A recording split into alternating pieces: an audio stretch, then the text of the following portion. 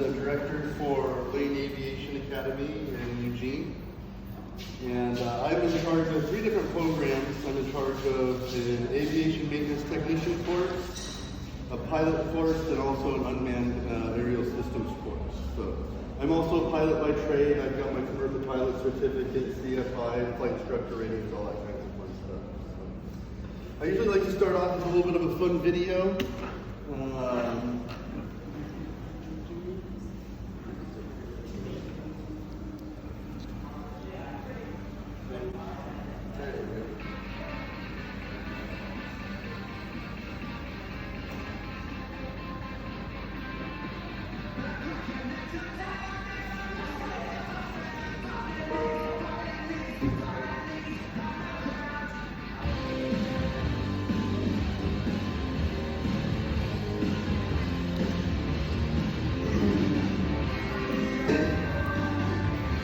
One wing stalls and the other wing doesn't stall. It puts you into a rotation.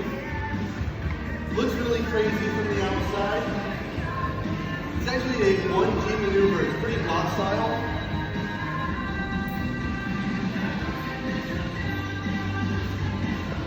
There's 3 full spins. 3 spins mean you're fully developed. Once you get 3 spins, all you gotta do is let go of flight control, stop on an opposite rudder, and it stops the rotation, and then pull out of the dive. So here he's going to do what's called an Avalanche Maneuver. If you're really interested in acrobatics. He's going to go through a spin, at least 3 rotations, let go of flight control, step on opposite rudder to stop the rotation, pull out the dive. But here he's going to go into a loop. Do a snap roll at the top of the loop, and then finish out the loop.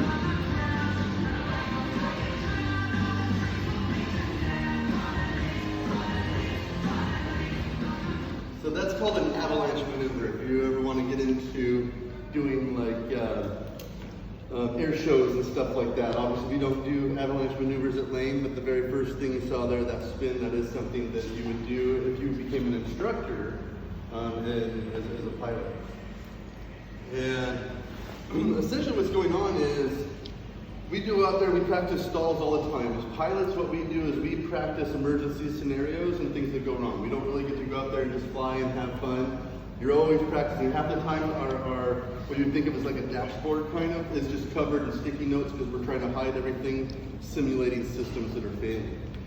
So if a student goes out and does a stall and you're using your feet appropriately, the nose just kind of falls down and you keep on flying. Stalls aren't scary at all. If for some reason the student were to stomp on a rudder and act adversely to a stall, what happens is if you're not using your feet correctly, you're actually flying sideways. It doesn't necessarily feel like it, but we can turn an aircraft sideways as we're flying. So now when we go into a stall, one wing will stall and the other one won't.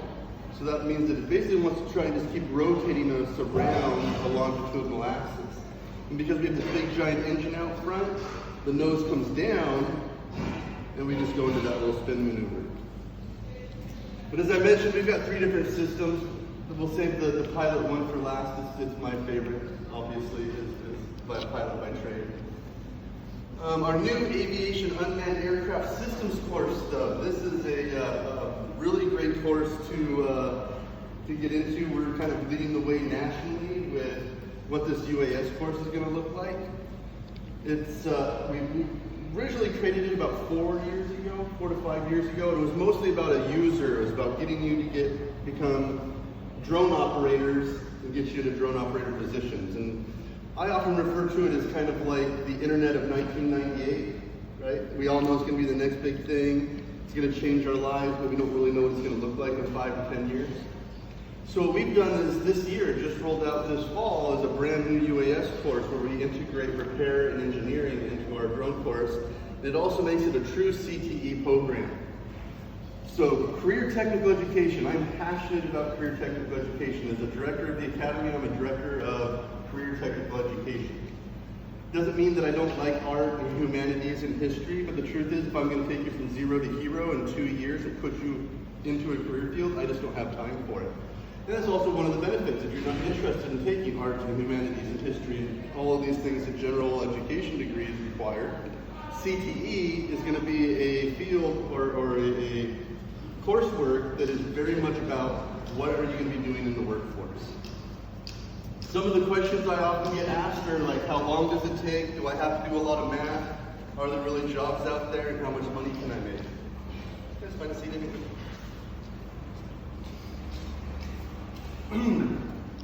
So how long does it take?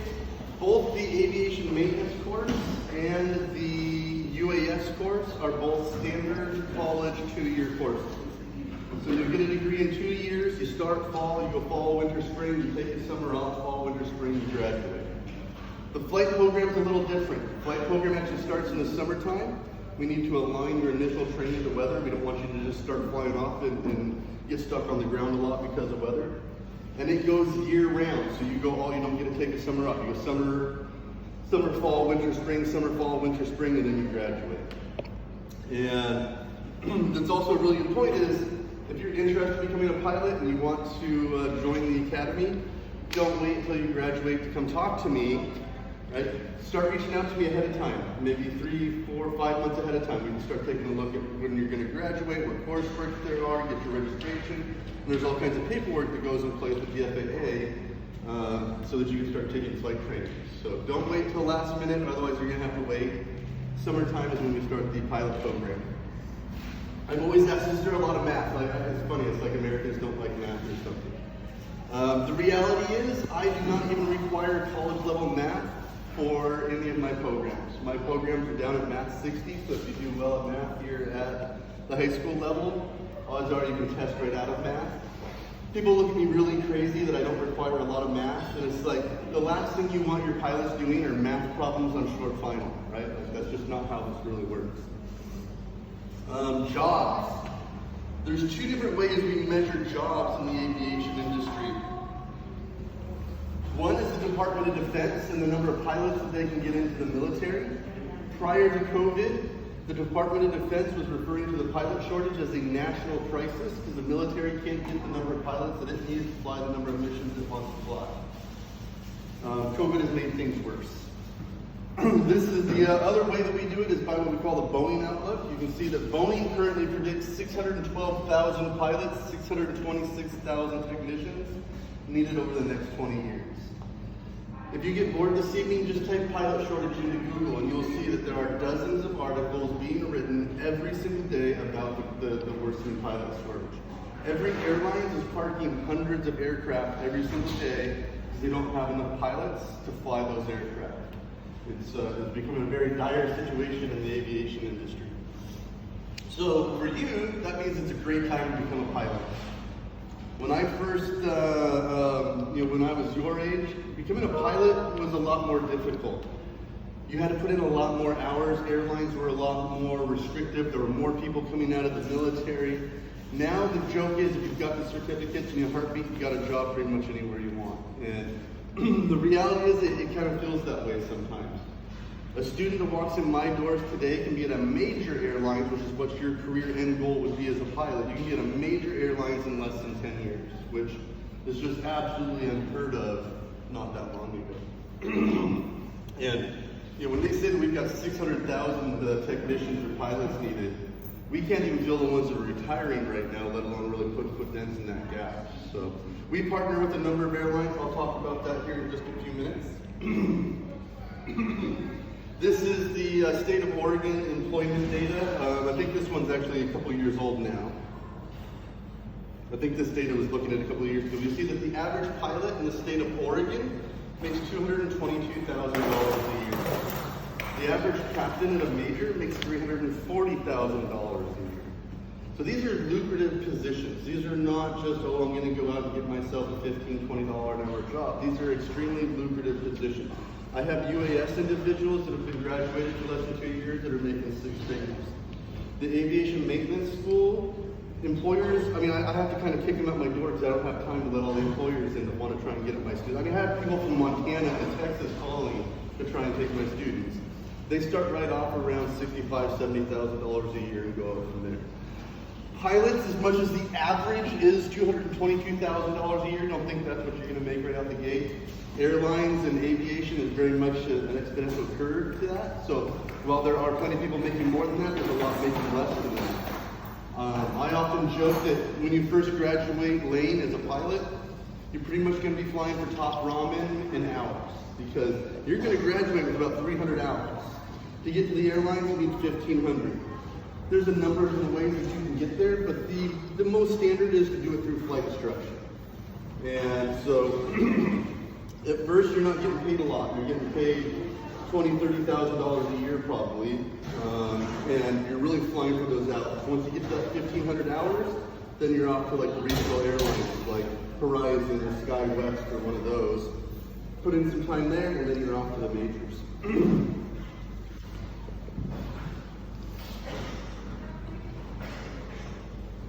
The cost of the programs. So I'm a big, before I became a pilot, I was a financial expert. I automated software for financial institutions. Got tired of sitting in an office all day.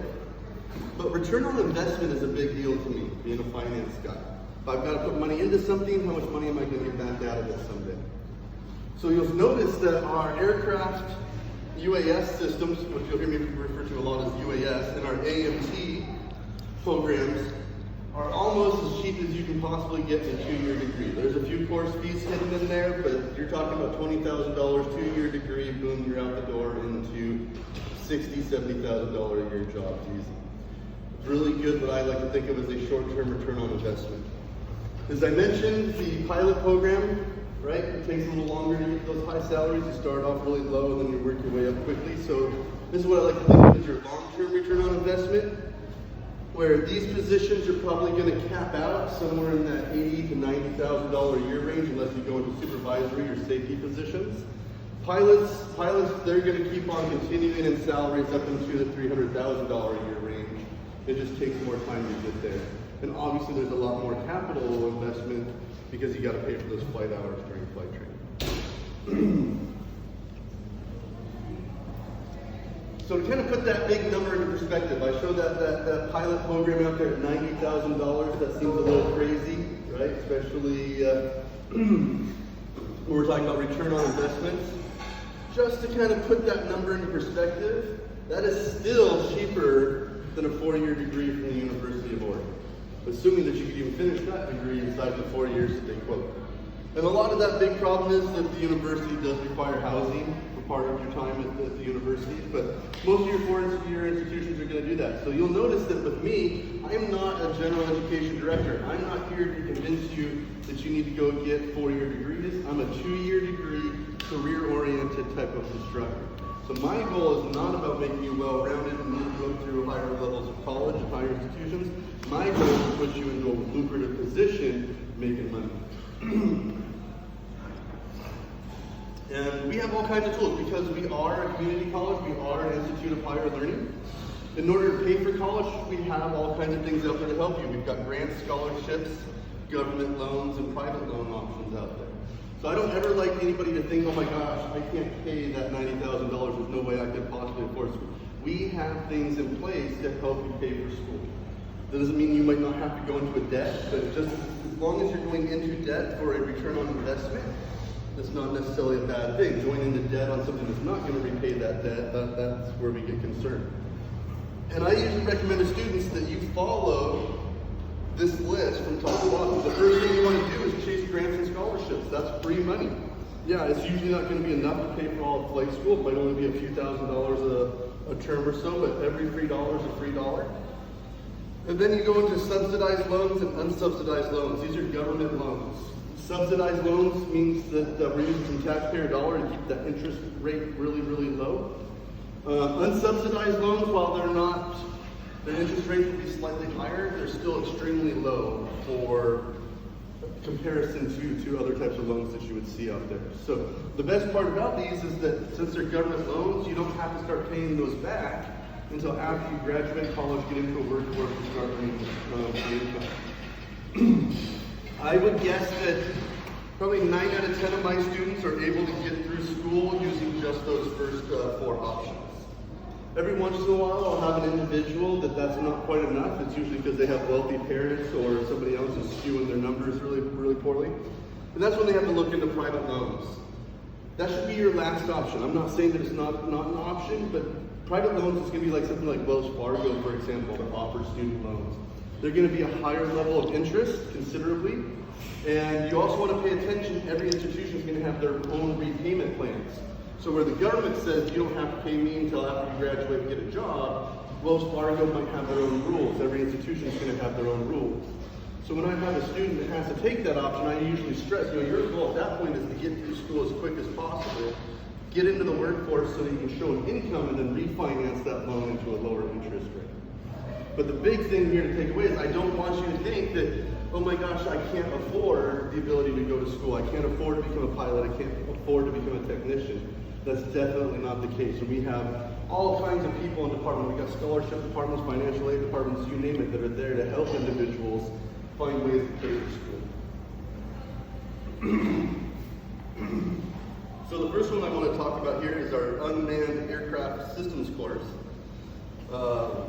It is amazing to me every day I turn around, we're figuring out new things to do with UAS systems. One of the problems though is I go around and I give speeches and I talk to people in the community. I ask them, I'm like, hey, what do you think of when somebody talks about a drone or talks about a UAS? And they usually seem to think of one of two things. They either think of something like this, a small quadcopter toy that maybe they got for a relative or they got for a holiday present. Or even worse, they think of something like this. This is the MQ-9 Reaper drone that the U.S. military uses. This picture doesn't do its size justice. It probably would not fit inside this room. It is capable of surveillance and payload delivery. You'll notice they got a couple smart bombs under this guy. But there's so much more to UAS systems than little toys and military delivery systems.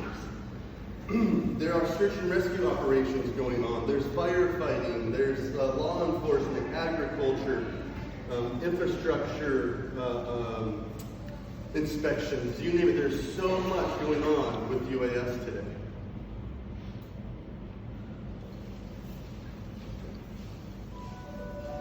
How can agricultural innovation be taken to the next level? A highly efficient, reliable, and intelligent tool is the key. This is the DJI Agris T16. The Agris T16 was designed from the ground up. It features 6 rotors, an RTK dual redundancy system, and an avionic redundancy system. It has a payload of up to 16 liters, a spray rate of up to 4.8 liters per minute, and 8 sprinklers work perfectly with downward airflow, resulting in an impressive spraying effect. It has a spray width of 6.5 meters, which can cover an area of 10 hectares per hour. The multi-aircraft control mode functions with the FPV camera as well as an HD video transmission system with a range of up to 3 kilometers, ensuring flight safety and boosting spraying efficiency.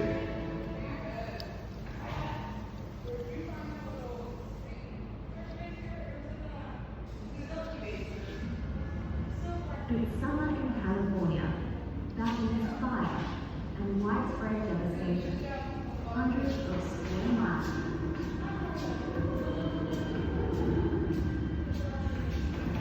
Drones are the new weapon to help fight flames. Instead of sending ground crews into dangerous conditions or using helicopters that can't fly into the smoke, drones take photos and sending live videos of fires and their aftermath. Manual fire in California, in the heart of Silicon Valley, is one of the nation's first fire departments to use drones. They're ready to call on to help fight California's long wildfire season. Drones also create detailed 360-degree aerial images to map burned out areas after the fires pass through. With the drone, we get darn near the same level of capabilities without putting a person in that, which is incredibly expensive. The drone is very low cost to build that. Amazon drones with pilots at bird's eye view, so crews can see things like the host part of fire, whether or not a fire has crossed a containment line, or if people are in danger. In this training demo, pilots use a thermal camera to see people through smoke inside a 5-story building. I'm going to switch over to thermal view, and suddenly now we can see that we have at least 2 individuals inside this room. Drones can also measure wind speed and direction, so crews can predict where fire might be next. Over this one's wrapped, so it stands out as a aircraft. And then we have chargers, spare batteries that we keep with it. And this is what's on our engine on a daily basis. Larger drones are also a key part of the arsenal that can fly for up to 40 minutes, double the time of many smaller drones, as well as cameras that can carry other items like an LED light to illuminate the scene at night. Some of the drones can carry 10 pounds or more, so the ability to fly things like a life jacket, radio, a space blanket, that could actually make a difference. Seconds matter. But flying a drone and working out what's happening on screen isn't easy, especially if you're in a high-stress situation like a fire. With a free actual first response from edge units, details like road names, wind speed, and crew locations are overlaid on the drone image, so pilots don't have to cross-reference another map. The California Air National Guard is using the MQ-9 frequently this summer. It's a military drone that flies for hours to identify where the fire has got container lines and houses in the fire's path. The US government has contracted 4 companies to fly fixed-wing drones to fight fires on federal land. This brings up resources like helicopters or water drops.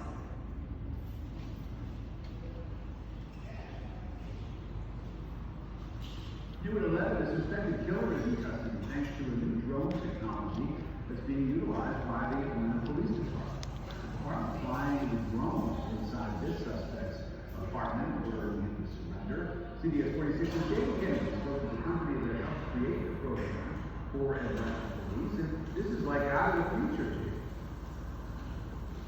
Yeah, exactly. We're very futuristic, almost like something out of Terminator or Judge Dredd, albeit without the violence involved. But this futuristic tech, the biggest thing about it is for all the people out here in Atlanta, it's really helping save lives.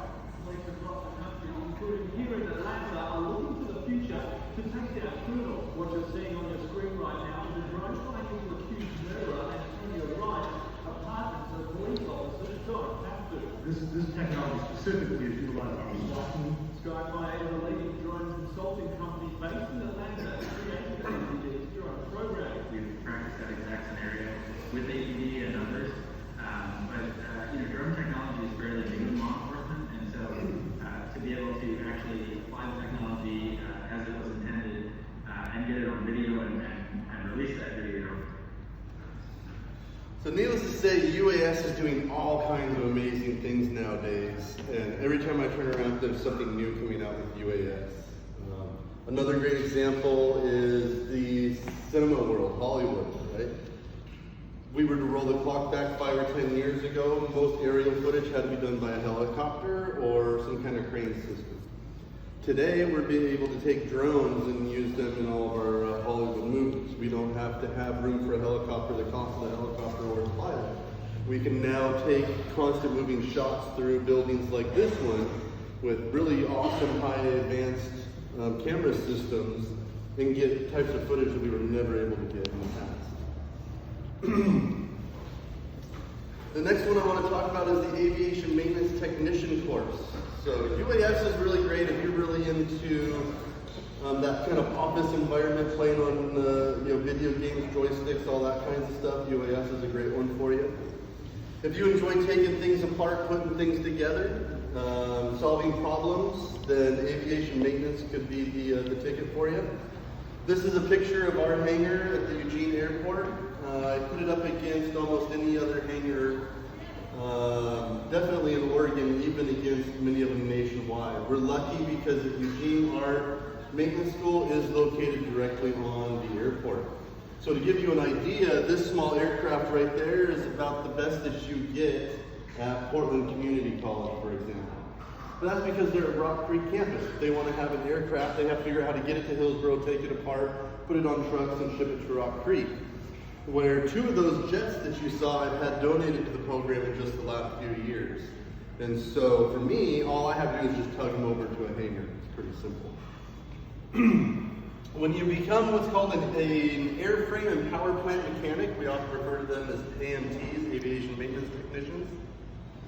You have the ability, once you graduate this program, to work on any type of aircraft and system out there. Now, it doesn't necessarily mean that your training doesn't continue. You'll do on-the-job training, and many students will specialize in certain airframes or certain types of systems, but you will have the legal right to work on any type of airframe, advanced systems, or engines. And one of the things is, man, come take a tour sometime and pretend like aviation maintenance is just another version of automotive or diesel, and you'll watch my instructors just kind of short out a little bit, because this program is so much more than just learning about like an automotive or diesel program. You learn about everything from definitely different types of engines, air-cooled engines, liquid-cooled engines, turbine jets, you name it. You learn about all kinds of different airframes, from ones that go back 100 years that are actually covered in cloth to new big, huge advanced systems like the Boeing and Airbus systems. You learn about electronics, you learn about pressure systems, you learn about hydraulics, you learn how to weld, you learn about oxygen systems. And it's just amazing all of the different things that we cram into this 2-year course.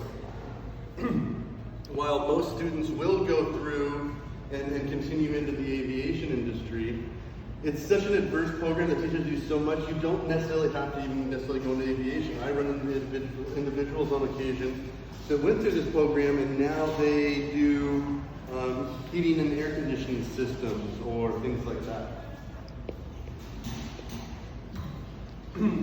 Helicopters, turbojets, biplanes, you name it, we have it all at the maintenance program.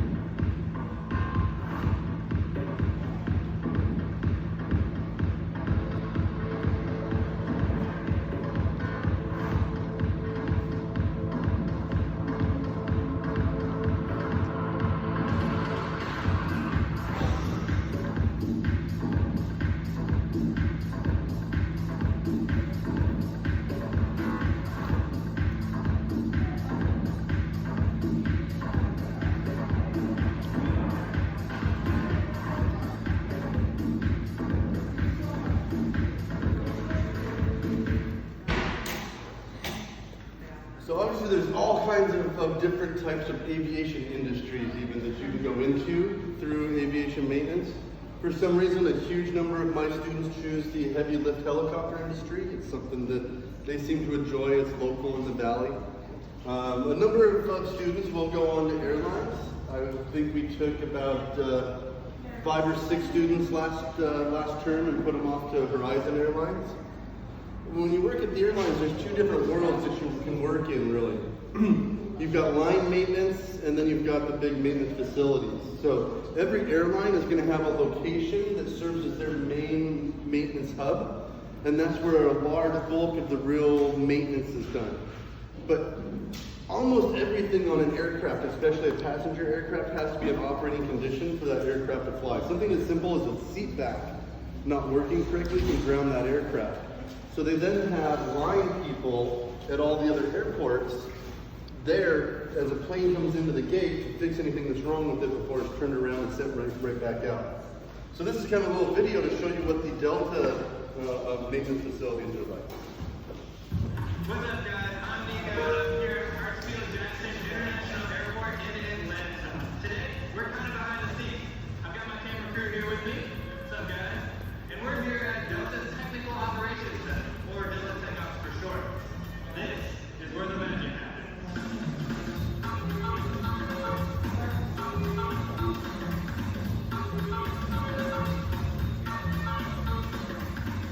Watching planes take off and land is really cool, but taking them apart is even more fun, and that's where TechOps comes in.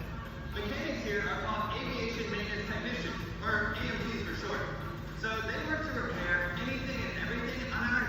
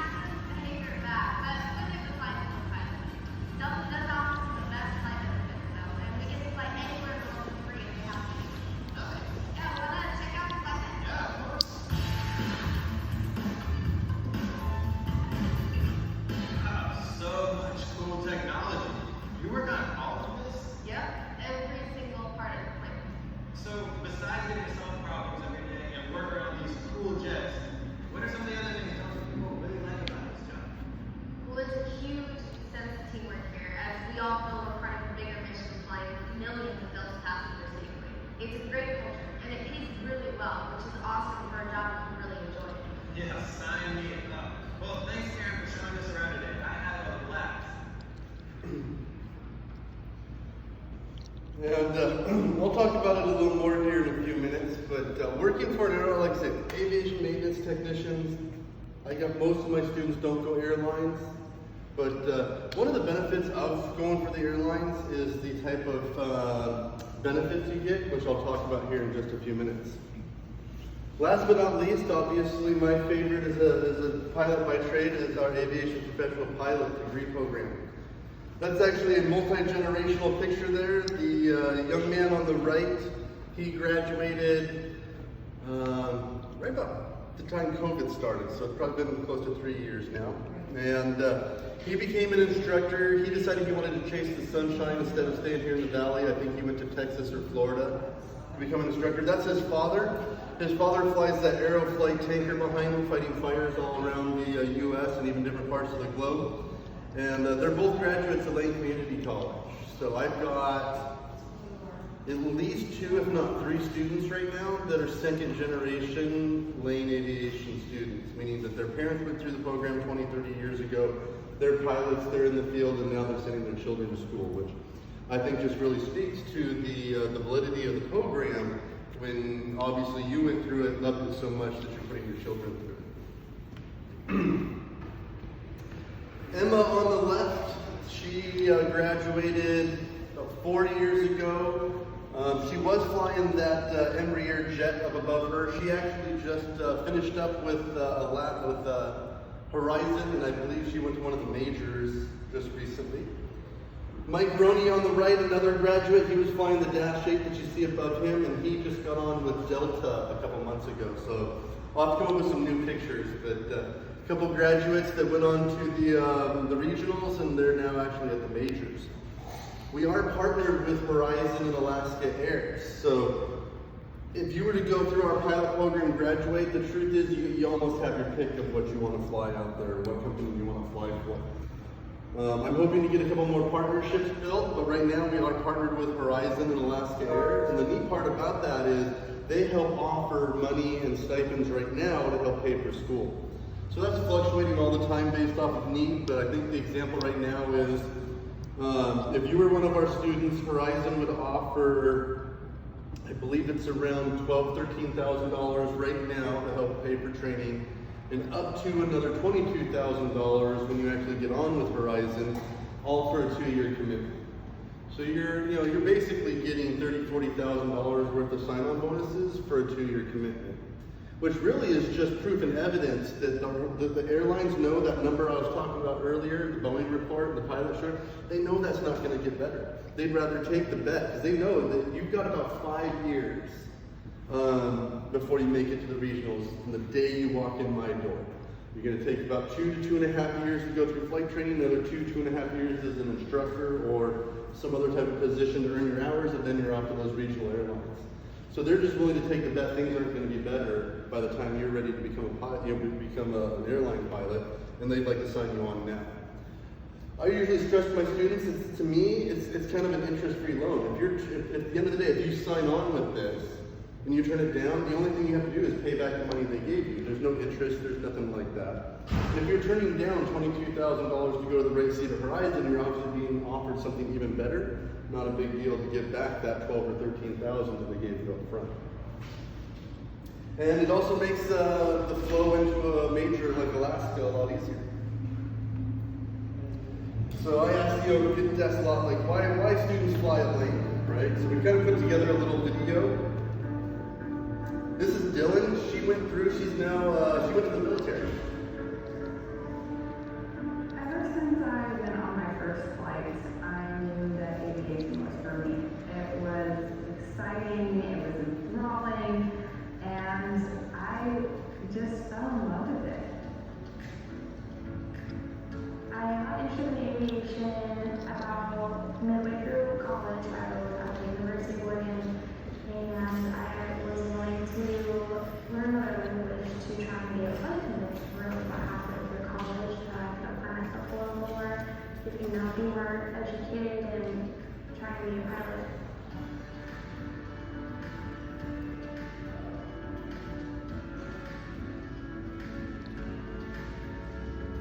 A typical day starts several days before. First, we have to coordinate our schedule with our student.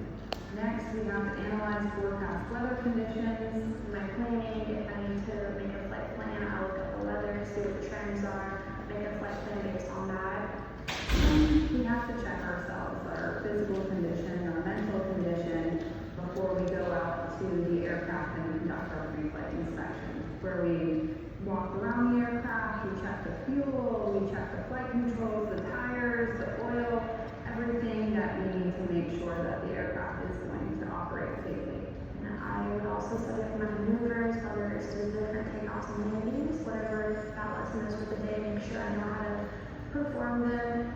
Then we get to the fun part, and we get to climb in the aircraft, me and the student, side by side, starting up the engine, taxiing, doing our engine run-up test, and conducting the flight.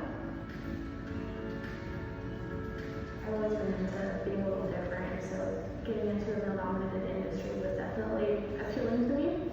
And I went on a discovery flight a year and a half ago or so, really enjoyed it, and now I've been in the program for over a year now, finishing with our pilot license. It's okay if you're not perfect.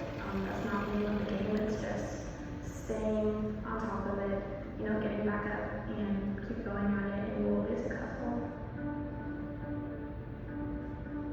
In the aviation academy, you're going to have obstacles. Whether it's learning all of the jargon associated with aviation, or just the immense amount of hard work and dedication that it takes. But if it's something that you love to do, and you're having fun, then it makes the learning process very easy.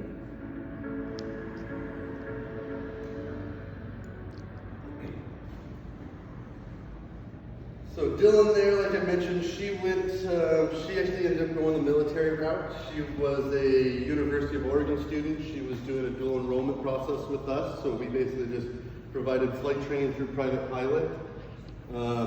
Military can be an option. I'm a U.S. military vet myself. I was Army back 03, 04. If a student wants to have a sense of adventure and a totally different lifestyle, then military can be an option. I'm definitely willing to talk to students and help students that are interested in that military route. But for me, I think it should really be about the adventure or be about the change in lifestyle to go military. For the most part, when it comes to pilots, I try and actually just steer them away from the military. Not that I don't love it. I mean, I love my time in the service. Being a soldier is a great thing, but you get so much more money in the private sector. And even being a finance guy that was always interested in finance, I mean, I can tell you when I was in high school, I didn't quite understand. Even though I thought I did, I didn't really understand how important money is in our society. So I'm sure you guys have heard the saying, money can't buy happiness, right? And yeah, that's true, but I hate that saying. I really, really hate it. Yeah, there's plenty of rich people that aren't happy. That saying is true, but it kind of implies the opposite, that like, oh, well, you can be happy without any money. I'll tell you right now, if you don't know how you're going to pay your bills, how you're going to pay rent, how you're going to eat tonight, how you're going to find food for your kids, pretty darn hard to be happy. So I am extremely passionate about these programs because not only am I putting you into a workforce, I'm putting you into a workforce with a lot of jobs, but these are high-paying jobs. And they don't require, even all the way through the major levels, your AMT positions, you name it, they don't require 4-year degrees. All you got to do is go through a program like ours and you're right into that workforce. What's a flight lesson like? There's a little bit of a misconception that you've got to do all of this work before you get into an airplane and start flying. And there's kind of a misconception that the instructors do a lot and there's this long waiting period to actually do things. That is not true at all. While I can't promise it because of weather and maintenance and even personnel, you name it, my goal is always to get you in the aircraft week 1 of training. This is a tactile, hands-on skill. Our goal is to get you in that airplane as quick as possible. And the individual you're about to watch next, I would say that they're probably about 10 hours into training. They've probably done somewhere in the neighborhood of 10 flights up to this point. And you'll notice that the flight instructor doesn't really touch anything. The flight instructor is going to be the gentleman on the right side. we as flight instructors, we're not there to do, we're there to teach. And our way of teaching is verbal. So the student does everything. The only time we touch controls is when we need to kind of maintain a level of safety. And this is actually down in Florida. I'm trying to get some videos of Lane, but this will kind of just give you an example of what it's like for an average day being in the aircraft. That's a beautiful view. Come across that, right? Look good. Kind of symmetrical base, so bring us to the right just a little bit. Yeah. Okay. There you go. And there it is. Nice and symmetrical. The tendency is to turn towards the runway too early because that's where you want to go. Nice and symmetrical. Looking good so far. Slow us down just a little bit to 75 knots. There you go. Power back just a touch. Alright, we'll little final. Turn final now.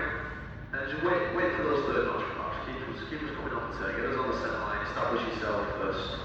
One hand on here. There you go. And keep that nose down. Too high. Pretty all the way. Do you think they made the runway? Right here. I did. I do as well. Alright, get that third notch marks in again. Third notch marks. It's good. Trip down a little bit. And then keep get that wind is pushing us, so keep that nose into the wind a little bit. There you go. There you go. Push it down a touch. There you go. Alright, bring that power back. We don't need that excess power. Yeah. Bring it back. There you go. Keep that nose down. Beautiful. We want to slow down to 65 right now. Good. Get us down to 65. 65 is nice and low. Right. Okay. Once we get close to the runway, we're going to play with the road because we're going to crosswind. So bring that nose to the left. Sorry, to the right. Your speed is good. Good. Very good. So you've got your point on the runway. We're still coming down. This is a beautiful angle. Okay. Keep going down. Right about now, transition your eyes to the end of the runway. Power idle. And then hold the nose to the end of the runway. Move the rotor as required. Oh, so there you go. A little bit rough. We'll learn it. So it's kind of your average day as a student. You're out there, your instructor's always just yakking in your ear, telling you what you're doing right, what you're doing wrong. But day one, we're trying to put you into that airplane. And day one, like even if you want to come out, if you're just interested, we do what's called discovery flights. They cost, I think they're in the range of $120 plus or minus, don't quote me exactly, but you can come out to the airport, take a discovery flight. It's a half-an-hour flight just to see if you can handle being in a small aircraft. Even right there on a discovery flight, they're going to give you a quick rundown of how pre-flight operations work. They'll show you how to do a pre-flight. You get in the aircraft, you get to taxi, you get to take off, you get to try and land. Of course, there's an instructor in the right seat to maintain safety and help out. But right off the ground, we're putting you up in the air. As we mentioned before, pilot program starts summer term. Don't wait until you graduate to come see me if you're interested in becoming a pilot. I'm going to have to make you wait. Right? So, you'll say January, February, March, something like that. Come see me so we can start going through paperwork and get processes set up so that as soon as you graduate, you can jump into the program here. And it's not impossible. You can start logging time in solo at 16, private at 17. We've had students as young as 17 in the program doing dual options with their high schools. So if you have questions or anything, I've got business cards up here you guys can take, but reach out to me and let me know what kind of things you're interested in. I'll make sure that we help put a good path forward for you. The other thing you'll see here, this is exactly how the professional pilot program is laid out. As I mentioned before, there is not a lot of gen eds.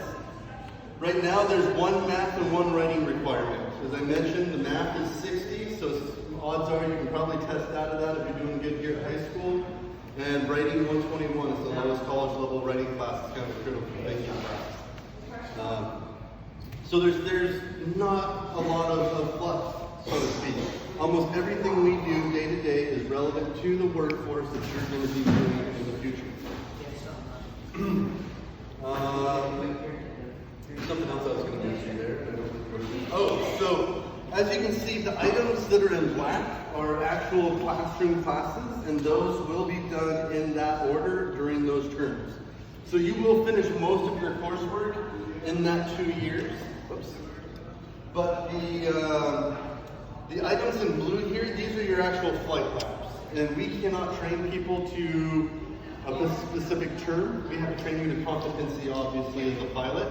So I like to stress to students that the reality is it can take more than that 2 years to finish this program. My other programs guaranteed you're going to finish up in that 2 years and take a summer off. In this program, I like to tell people everybody learns at their own pace. Maybe you'll learn really fast, maybe you'll learn a little slower. Everybody takes their own different time to learn. I think 2.5 years is a more realistic goal to actually finish those flight labs. All kinds of different walks of life that you can do as a pilot.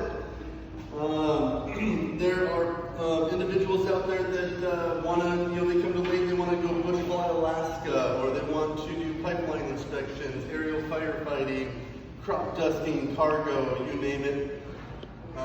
Corporate pilots and flying around the rich and famous. There's all kinds of different things that you can do in aviation, and I have students that do go into all these different fields. But the reality is 9 out of 10 students are going to go airlines at the end of the day. Because the airlines are where the most jobs are, it's where some of the highest salaries are. And it's also going to be the ones that are offering those tuition incentives and stipend incentives while you're still in school. Air ambulance. When you dream of adventure, is it the destination or is it the journey that excites you? When you imagine your future, what are your limits? Or is it the sky itself? Are you looking for the best time in your business at your fingertips, while also building relationships in the jungle, in the cabin, or on the ground? At United Airlines, your journey will take you to countless destinations and on a world-saving adventure. Are you ready to be part of a legacy rich with tradition, excellence, and innovation? A thriving company with opportunities abound? To be based in some of the world's best cities, or to be influenced from the place we call home? Do you want a company that treats your dreams with you a culture of caring, supporting your achievements, cultivating your success? Well, this is life at United Airlines. And someday, at 30 years old, it may be your turn to say, This is your captain. This is your captain. This is your captain. This is your captain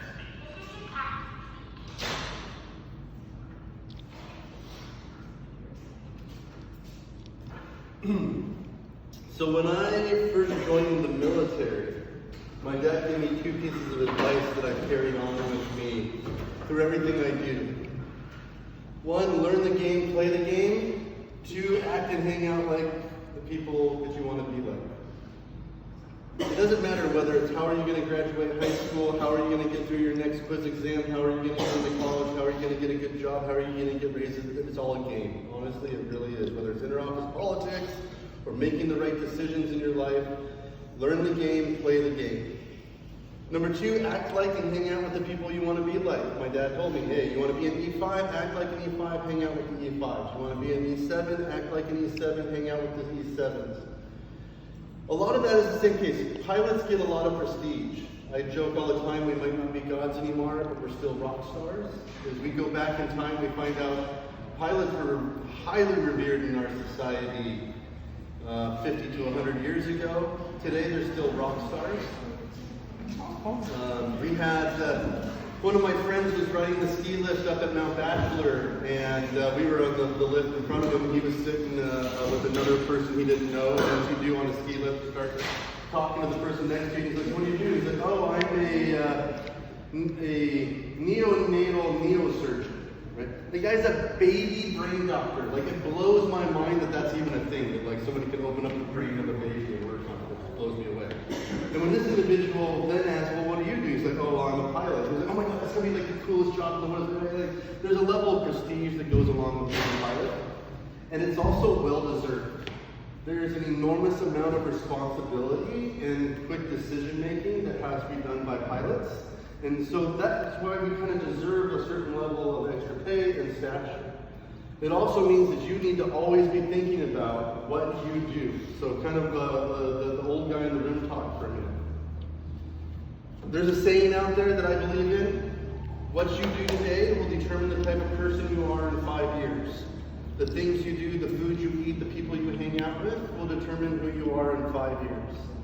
If you go out there and you decide, hey, I only had one drink at the bar, I'm going to drive home and get a DUI on the way home, no one is going to hand you a multi-million-dollar aircraft with 100 people's lives in the back if you show that level of disrespect for safety, even in your private life.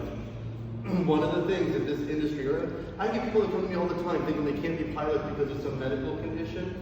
There's waivers out there like all over the place. You don't have to have 100% vision. You don't have to have all these rumors you've heard. Not necessarily true. Depression is probably one of the biggest things that flags people medically. There's not a lot of medical things. If you have a disregard for safety, that is going to be what destroys your ability to have a career in this field.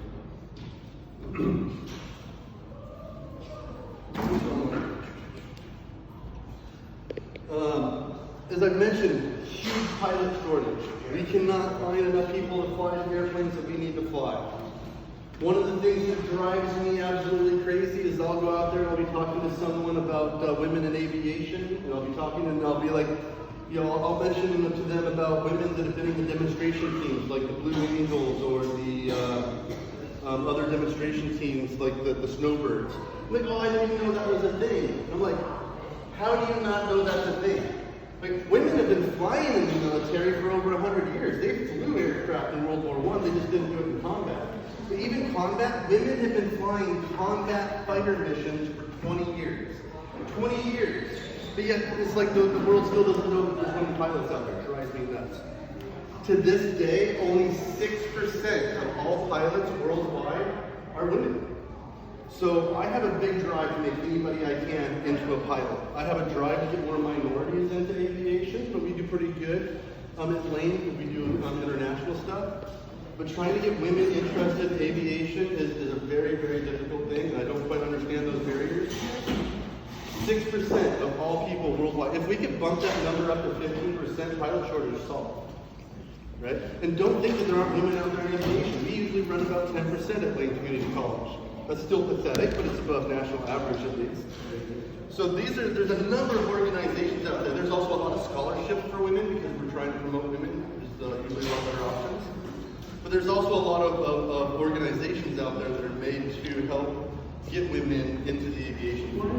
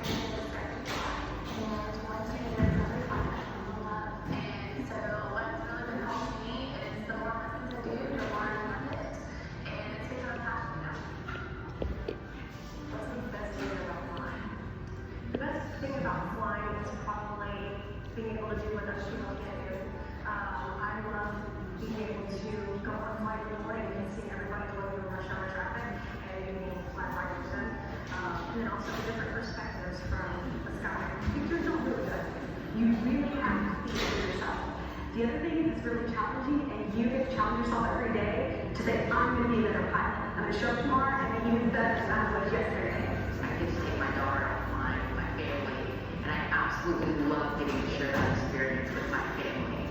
I think that there's nothing else that makes me happier than getting to share that with them. So I would definitely have to say that's probably one of my favorite parts about being a pilot and flying. Es algo, una experiencia inolvidable y de verdad muy padre. Whenever I was little, my dad would bring me into the cockpit and show me around. And I would go back to my seat, grinning from ear to ear, and just tell my dad,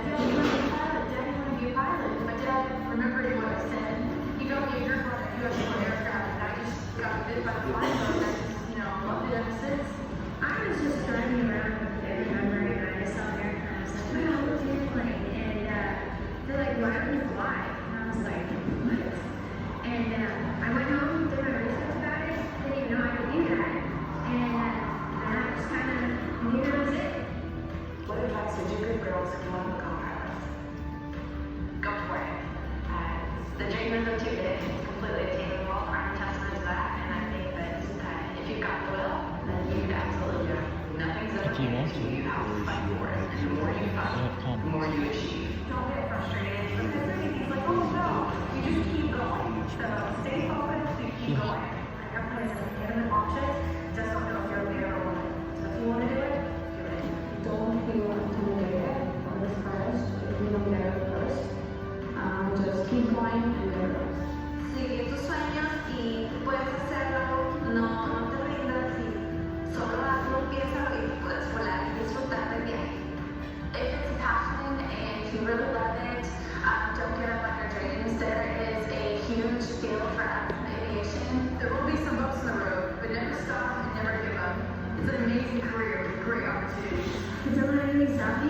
And remember, the guys who are messing with you, they're just jumping around with you, and just throw it right back.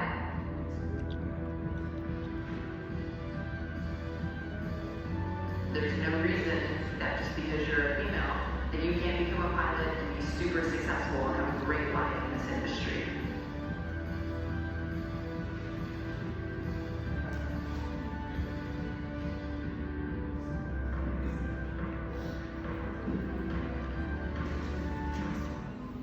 So we're doing a ton to try and promote women into aviation. Like I said, I want everybody to get into aviation. It doesn't matter if you are a guy or a gal, what gender you are, what race you are. I want everybody to get into aviation. But the smallest statistical number out there is women. So the more we can do to get women into aviation, the more it's going to help solve problems in aviation. And the more diverse we get, the different outlooks of the aviation industry, get to benefit from those kind of things. Out in Hillsboro, they do the big giant Oregon Air Show every year. I don't know if anybody's ever had the chance to go to the Oregon Air Show. It's a really big, cool event, largest one here in Oregon. This year, the entire air show was flown by nothing but women. It was a really big measurement for women in aviation this year. Women have broke aviation records since the early 1900s. Don't think that for any reason that women have anything else. I mean, the airplane, there was another video I watched one time. It's a little Brascan language, but it's 100%. The airplane doesn't know what gender you are, right? The airplane doesn't know who you were born to or where you were born. It's completely irrelevant. It has no difference, no play. We can look at things statistically and show that women are a little better at this type of maneuver or that type of maneuver. Women usually do better at knowledge than men, these kind of things. But at the end of the day, at the individual level, we all have the same ability to move forward in this career. One of the things the aviation industry is also doing is trying to get more gender neutral and more non-binary friendly, so to speak. So the biggest hurdle is still going to be the fact you have to get a medical. People that have had certain type of surgeries for, say, transgen or these kind of things might have to wait a certain time period before they can become pilots. But we're known legally as airmen. The FAA is trying to change that to aviators. You've probably heard the term cockpit before. We're trying to change the term to flight deck. So we're trying to get to a gender neutral world. Uniforms are going gender neutral. It's becoming a world where we want to make sure that we are becoming inclusive, unlike the rest of the industries out there. Here at Lane, so the items in blue are what you would do here at Lane Community College, and then green would be your general career path. So when you come out to Lane, the very first goal is to try and solo an aircraft. As I mentioned, everybody learns at their own pace, but somewhere plus or minus 20 hours in the year, you're going to do your first solo. And then somewhere around I think the national average is around 60 hours, you'll get your private pilot certificate. Your private pilot certificate says that you have a legal right to fly an aircraft, but you do not have a right to earn money for flying that aircraft. So yes, you can go fly your friends around, but you have to pay for your fair share of that flight. You cannot profit in any way off of that flight. You'll then get an instrument rating. An instrument rating says you have the right to fly in the clouds. It's also another thing that sets Lane apart from much of our competition. If you were to go to the big shake and bake schools in Florida or Texas or Arizona, you're not allowed to fly in the clouds. If you go to Portland or Portland or Central Oregon over in Bend, they have to get, Portland's got such busy airspace, it's difficult. Bend, you've got to get up above the mountains before Seattle can see you. So often your instructor is pretending to be ATC and you don't get to fly in the clouds. At Eugene, we're in the Willamette Valley.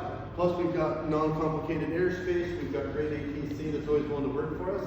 We fly in the clouds. If I don't let you fly in the clouds, you're never going to get the end goal in the valley.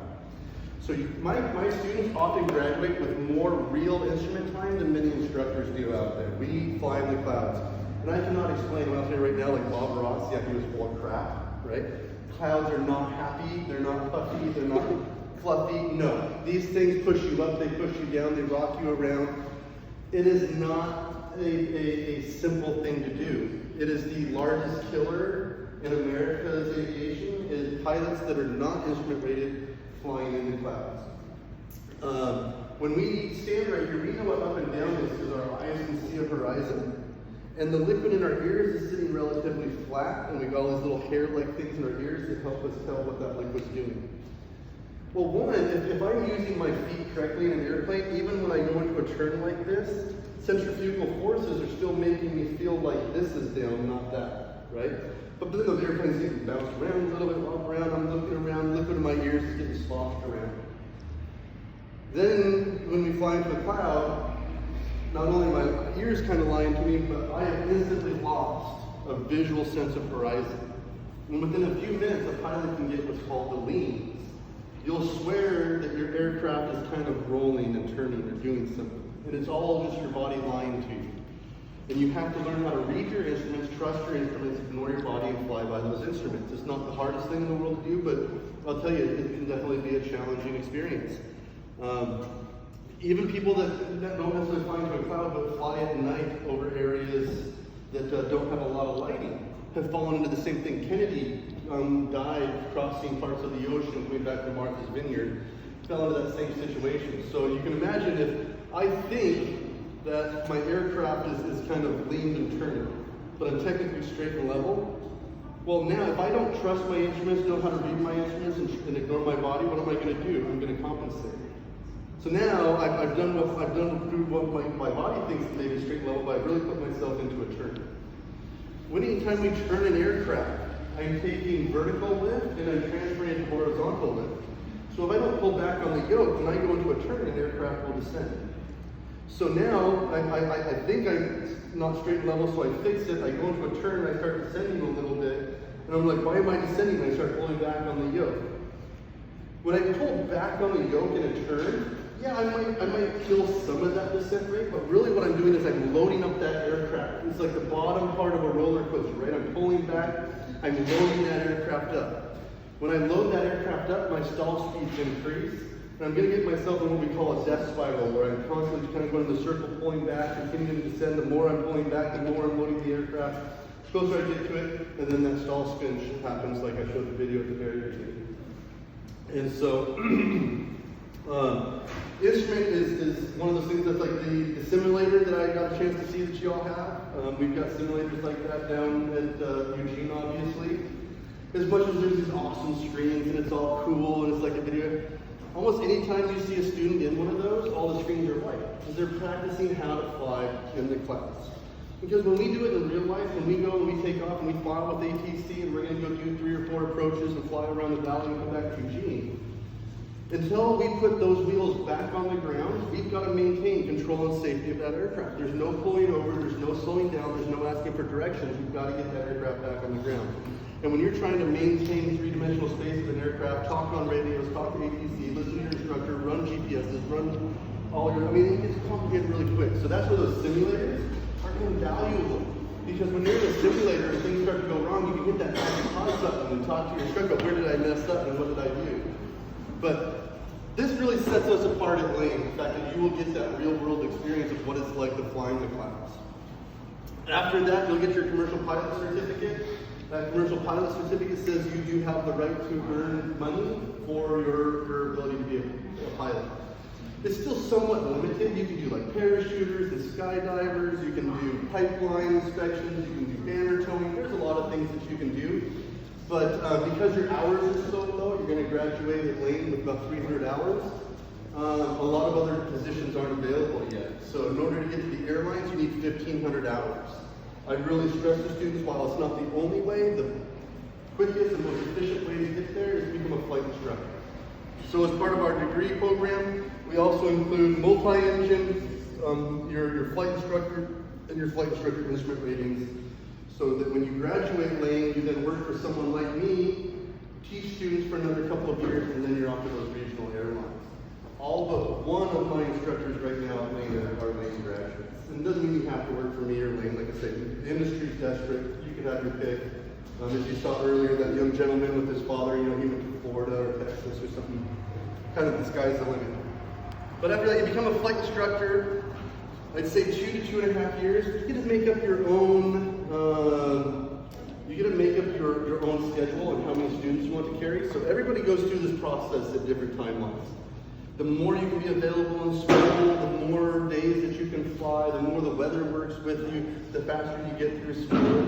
Like I say, it's not impossible to do it in 2 years. Years and years ago when I did this, I went through in 2 years almost exactly to the day. But I think 2.5 is a more realistic goal for the average student. And then about 2.5 years as a flight instructor to get to the regional airlines. So from the day you walk in the door, you get about 5 years before you're at the airport in the fancy uniforms walking around. You can do it faster, you can do it slower. I like to stress it's all up to you as an individual, because you make up so much of the amount of time you spend in the aircraft. Regional airlines, that used to be a difficult thing to get into, and then you would spend years and years and years at the regionals trying to get to the majors. The majors is where the big money is at. Nowadays, a student that walks in my doors today can be at a major airlines in less than 10 years, which is just unheard of. That used to be a 15, 20-year end-of-life goal taken by military pilots. As I mentioned, I got pictures of those two individuals that we saw earlier, Mike and Emma. Both of them are in the majors now. They graduated Lane in less than 10 years ago. So Mike just left as an instructor probably 4 or 5 years ago. The fun part about pilot side. So in maintenance, you're still typically going to do your typical 8-hour work day, probably 5 days a week. And as an AMT, you can choose your own. You can start your own business. You can work for an airline. You can work for all kinds of people. There are some hour requirements. They can't work you like crazy, but there's still kind of what you would think was that standard work week. Pilots, on the other hand, pilots are legally not allowed to work more than 1,000 hours in a year or 100 hours in a month. How many hours do you think the average American works in a year? Anybody? Quick math? No? Well over 2,000 hours. Well over 2,000 hours a year is your average. And the sad reality is, most of your teachers here are putting in more than 40 hours a week.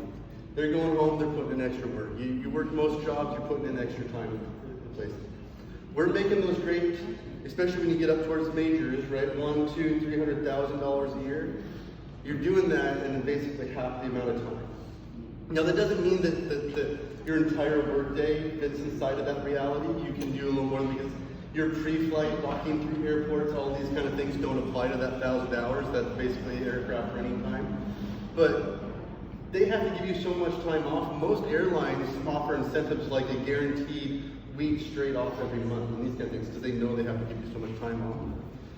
The other great part is I was kind of thinking out with the aviation maintenance program is the travel benefits. Doesn't matter if you're a baggage handler, a pilot, or an aviation maintenance technician. If you work for an airlines, you get travel benefits. And so every airline is a little different, but a good general rule of thumb is you and your immediate family, like your wife and kids and parents, fly for free if there's seats available. You then also get a handful of friends and family tickets. So maybe you want to take somebody that's not immediate family, you can take them with you on a friends and family ticket. And then worst case scenario, if none of those, you've used them all up, you've done a bunch of traveling, you want to take somebody, You pretty much can take any flight for nothing more than the taxes. You pay for the taxes side of it, and you get to take that flight. So I get students that are students going through the program, and they want to take advantage of those. So while they go through the program, they go and be baggage handlers at the airport for one of the major airlines. And every weekend they're out there in Tokyo, Hong Kong, Europe, Italy, whatever, just out enjoying life of a pilot. And the reality is that most pilots probably don't take advantage of that as much as they should. And nothing says, like I say, that you have to become about your maintenance personnel, your baggage handlers. Almost anybody that works for that airline has the ability to take advantage of those travel benefits. All right, last but not least, we'll wrap up with a fun video here. Has anybody watched the new Top Gun movie? Yeah, you like it? Pretty sweet. Yeah. Anybody else seen the new one? Not yet? I Really? really recommend it. So how many of us have seen the original Top Gun movie? Yeah, right? So here's one of the fictional things about the first Top Gun movie, right? They're out there in their dogfight, the airplanes are kind of doing this kinds of stuff, right? And then Goose is in the back seat like, where'd he go? Where'd he go? Yeah, that is not the way this works, okay? As an aircraft increases its bank angle, as I mentioned, we're transferring vertical lift to horizontal lift. So as I turn, I only have two options. I either descend, or if I want to maintain altitude, I got to pull back on that yoke and increase the weight of the aircraft. A lot of us know as G's, right? As a commercial pilot, to get you a commercial pilot, you'll do about 50 to 55 degrees of bank, 60, close to 60. If that's 60, that's 2 G's. So everything in the aircraft weighs twice as much. You weigh twice as much, the aircraft weighs twice as much. You don't notice it in your body a whole lot, but all often have people like hold their cell phone because it's like, oh my god, the cell phone's so heavy. The more bank angle, this is almost an exponential style curve, the more bank angle I give it and I stay at altitude, the heavier that aircraft is going to get. Fighter pilots pull up to 9 G's.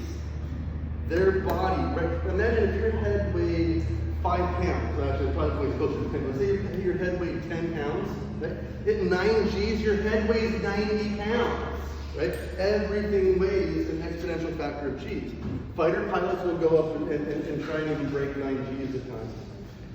So when these two aircraft in the first Top Gun movie are doing this, yeah, that dude's not looking around in the back seat talking. These guys have to wear special suits that squeeze their legs and squeeze their torsos to try and keep blood in their head. And the whole time that they're knife edged, it's almost like pretending to go to the bathroom, but like pinching really hard. You do everything you can to keep blood shoved up into your head. So in the new Top Gun movie, they actually went out and shot these. They finally figured out how to take big, huge IMAX cameras and put them in the cockpits. The actors and actresses actually fly in the new movie. So in the old movie where they're just sitting in a Hollywood studio looking around silly, you now see the weight on their skin, the weight on their face and everything. So in this video here, this is a video of the Blue Angels. These guys fly upwards of 600 miles an hour, less than 18 inches apart. Imagine that for a minute. 600 miles an hour, 18 inches apart, wingtip to wingtip at times. Pulling massive G's. So they just have a ride-along. The guy that you're going to really see, he's just sitting in the back seat for a ride-along. Probably flies for the Air Force in some other way, or Navy in some other way. And you'll notice that anytime they're knife-edged, anytime they're taking a really hard turn, he's got to grit his teeth trying to keep things going. And at one point, he'll say, things are starting to close in on me back there, right? It doesn't mean like airplanes are closing in. But he's talking about, as you lose blood in your head, you don't just instantly pass out. Your vision starts to go flat from outside to inside. So that's what he's talking about. He's talking about, man, that was enough cheese, and my vision was starting to go there for a minute.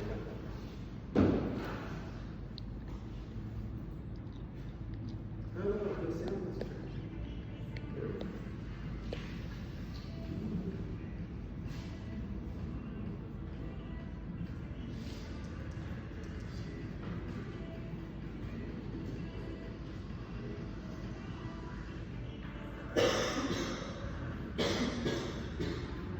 You can see him just gritting his teeth and bearing everything you can do to keep blood in his head.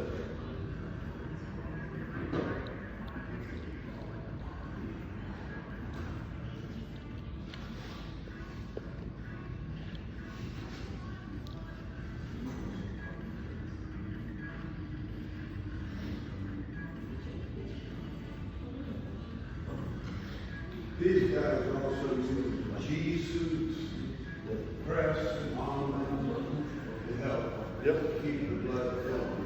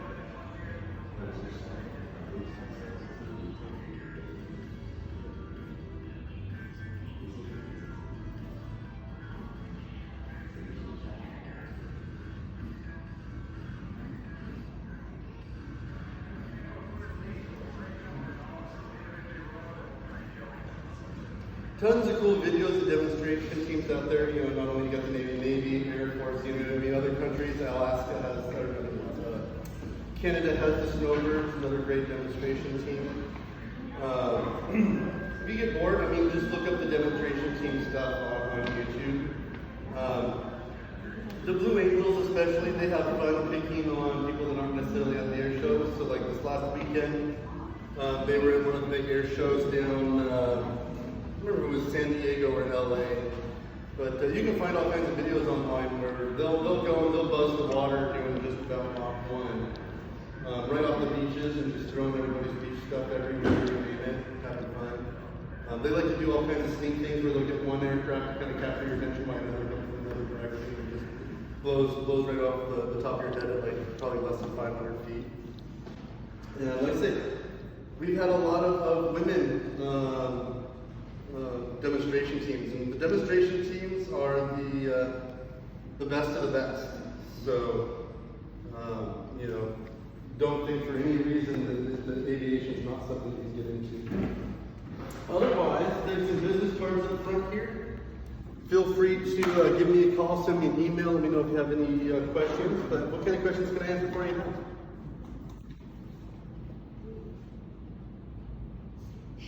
Nothing?